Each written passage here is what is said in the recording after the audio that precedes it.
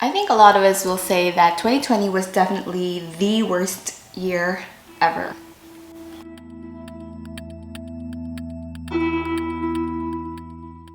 From where I am, COVID-19 hit us bad around March of the year 2020. During those first few months, schools had to close down, businesses had to temporarily stop operating, malls were also closed, and quarantine guidelines were so strict. My husband and I were locked down in a 37 square meter condo unit together with our 2-year-old. At first it was alright, but the pandemic continued on and is still continuing actually, that we couldn't stay in such a small space anymore. We decided to live here with our parents where we don't need to pay for rent. And in here there is an actual house, a backyard where our little Cairo can run around. We have better access to food and basic necessities and more people to socialize with. After a couple of months, my husband started going to work again, but only every other day. And eventually every day, but only for 5 hours a day. We decided for me to stay home with our toddler because it would be safer, and since our family was okay with me not working for now. But I didn't know how huge the impact of that change was gonna bring for my mental health. For the first time in my entire life, I was literally at home the whole day, every single day, 24 hours a day, 7 days a week, and I couldn't go out to see my friends, my biological family. I missed being outdoors and seeing other places. Every day was just mundane, the same, repetitive, boring, but I am very grateful to be safe, and I'm very grateful for this privilege. It was just, the change was so drastic those first few months. It was so difficult to fully adjust all of a sudden. So I spent so much time online trying to talk to people, to find socialization, to ease my anxiety, and to kind of look for purpose. There was so much uncertainty and questions like, when will this end? When will life be back to normal?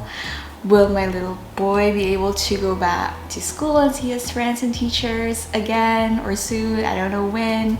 My family and I are such huge mall goers, so that was one of the things that we were really missing out on. And we also planned on some vacations, staycations to the beach, to other countries, but all of the plans had to be canceled because we wanted to stay home as much as possible.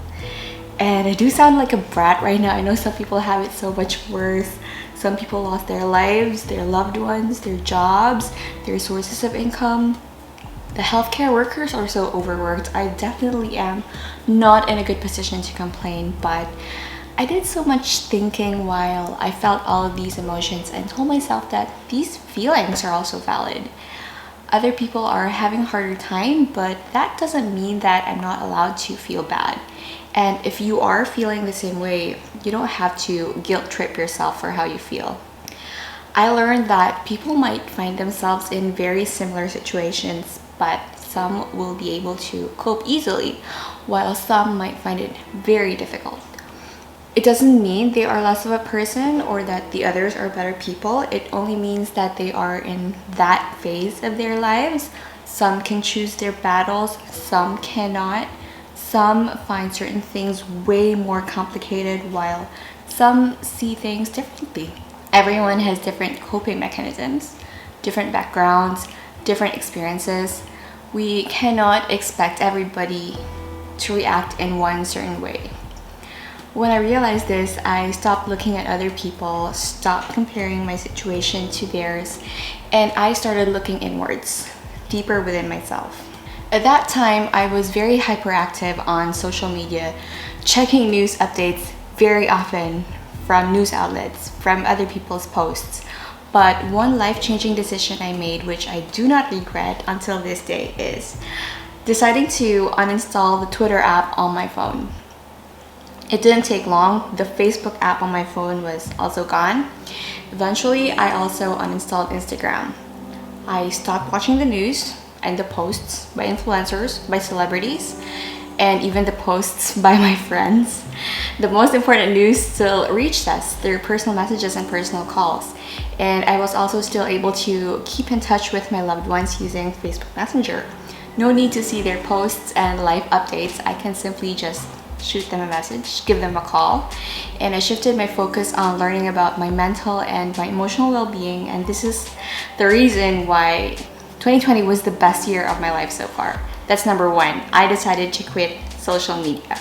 So many things happened after this decision. Second is how being locked down made our relationship stronger. Just like when you travel for the first time with your partner, you discover so many things about each other that you may not have known ever from all of your simple dates and phone calls. So being quarantined with my toddler and my husband felt like that. We saw all sides of each other and it made me appreciate them more, flaws and imperfections included. I feel like the pandemic made us take a very long break from how busy we used to be. We lost any time apart, so we were literally looking at each other's faces the whole day, and if that's not a test of love, I don't know what is. They have seen me emotionally break down so many times. We have dealt with our toddler's tantrums each time he got super bored, and I have witnessed my husband become too anxious and become burnt out. But it made me understand the complexity of my family and made me love them even more. Something I didn't know was possible when I thought I was already loving them enough, or very much, if not too much. Number 3, October of 2020, 6 months into being locked down, I started meditating daily. My husband and I used to meditate, but it wasn't until that time we looked deeper into meditation and how important it actually is. I decided to do it daily. In fact, I have been doing it every day for 8 months now, and I am still counting, like still doing it right now. I cannot begin to describe how different my life is before I started meditating every day compared to now that it has become a daily habit. All I know is it has made me calmer and I was able to find mental clarity despite all the noise in my mind. Meditation is helping me live one day at a time and lessen my worries about the future. Speaking of doing something every day, number 4 is also a daily habit that I decided to commit to. I started working out every day, even on Sundays. I started jumping rope and doing yoga. I also stretched a lot and did body weight exercises. It doesn't matter if I lost so much weight or not actually. The benefits were beyond that. It was something I looked forward to every day. It was time that I would spend alone and for myself that was very beneficial to me. Each time I unlocked a new jump rope skill or learned a new yoga pose, my body would release happy hormones, so I always ended my workouts happy instead of tired. And I was also able to take this new habit with me right now that I'm actually pregnant. And it's making it easier for me to stay fit. So now I do my prenatal workouts every day, even on Sundays. So yes, 5th on the list, we decided to get pregnant that year and we got pregnant. I've already planned on getting pregnant by the end of 2020, long before we've heard of this mysterious virus. Our plans changed when the pandemic started. However, after a lot of talking, we decided to still get pregnant amidst COVID-19 happening, even though the thought of it was really scary. Now that I am 8 months pregnant, I'm gonna have to say getting pregnant during a pandemic is not a bad idea after all. In fact, it's a good way to use my excessive free time. I have something to do while I'm stuck at home and I have something to look forward to when the pandemic is over. Spending so much time at home alone with my thoughts, I also decided to journal more. I have been journaling all my life, but it wasn't until this pandemic that I journaled, I guess, every single day. The difference this makes is how you can better see patterns and recurring things in your life. Mood changes, what triggers emotional outbursts, at what time of the month are you most productive, when do you usually burn out, what habits make you healthier, what habits would lead to better days, something like that, etc. And I find myself writing more, especially because I don't post and share on social media anymore. At the end of the day, I read my previous journals and I learn more about myself, which has helped me improve in a huge way.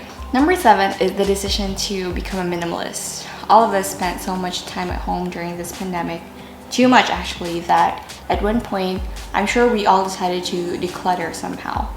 When this happened to me, I realized a very important thing, and my life will never be the same again. I have too many things. So I started watching videos about minimalism and went hardcore into trying to become a minimalist. I got rid of around 60% of my things, I guess, which made me rethink my goals, priorities, and general outlook in my life. Like, I asked myself questions about what truly is important. What am I going to do with all of this stuff anyway? How much money did I spend for these things? These things that I haven't used in so long, or things that I haven't used ever at all. Do I really want to spend so much time cleaning this amount of clutter every now and then? Do I want to spend so much of my life working hard to be able to afford a house big enough for my family and for all of my stuff? So I decided to become a minimalist, and so far it's been a journey. I'm not the ideal type of minimalist just yet, but my life has really changed drastically, and I am way happier right now than when I had too many things.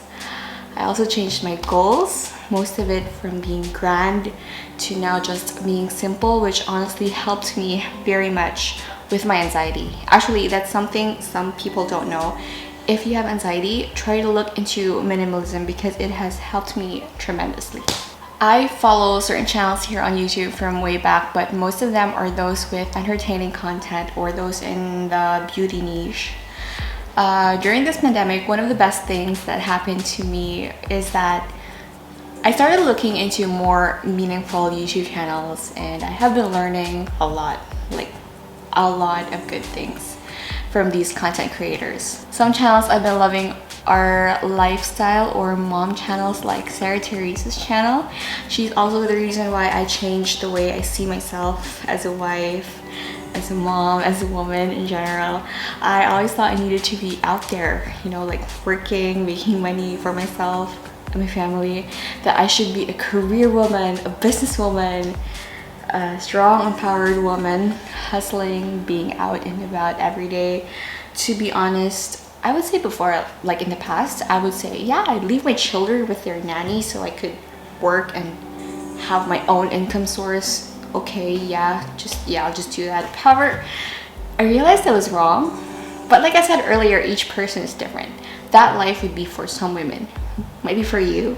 It might be for her, but that might not be for me. Or it could be for me, but not right now at this moment. I cried about this so many times thinking, I never planned to be a stay-at-home mom. I never planned to be a full-time mom. My mother and my husband's mother hired nannies for their children. I completely thought that would be how my life as a mom would be as well.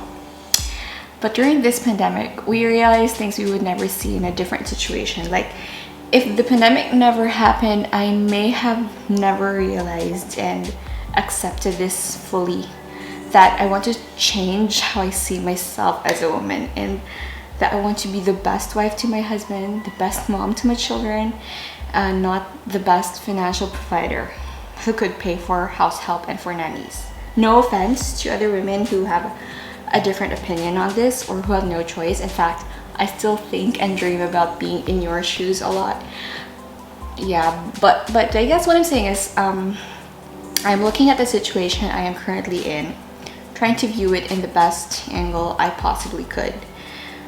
This is an opportunity for me to be a wife and be a mom. Plus, when I told my husband this realization, he was very happy and excited that I would never divide the time I have for them anymore just to look for a side hustle or another income. Another income source.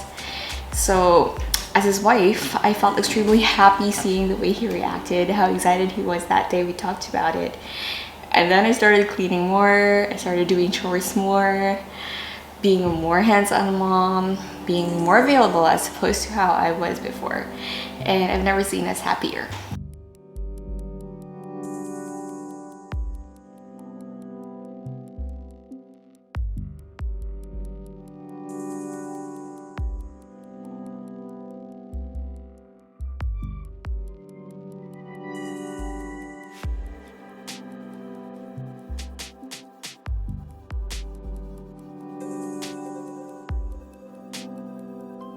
Which brings us to the last thing on this list. Number 10, this pandemic made me decide to abandon my previous YouTube channel and create this new one. As of today, I don't know what's gonna happen to this channel. if it will ever gain subscribers, if I will be able to upload videos continuously, and if people will even watch the videos I will create for this one. But I am happy with my decision, and there's no turning back now. I feel like I needed an outlet for all my thoughts, and since I got pregnant, I wanted to have a diary and an easy way to journal the entire journey.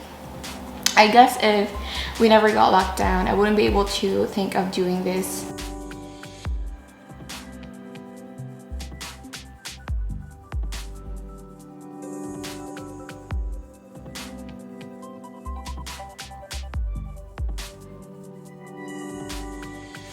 There are so many bad things we can say about this pandemic, how it changed the world and how it made our lives more difficult, but I created this video because one day I woke up and realized how different my life already is, and it could have never happened if I wasn't locked down for this long. I wanted to share this with you because I actually thought I was gonna lose it.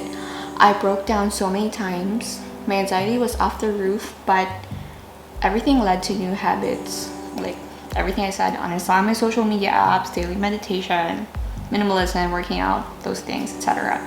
And those are huge changes that happened in the span of less than a year. Another reason why I created this video is for myself, that if the world goes back to normal and I find myself spiraling back to my old self, this video will be here as a reminder of how once upon a time I was able to figure it all out somehow, and that all I have to do is pretty much everything I said in this video.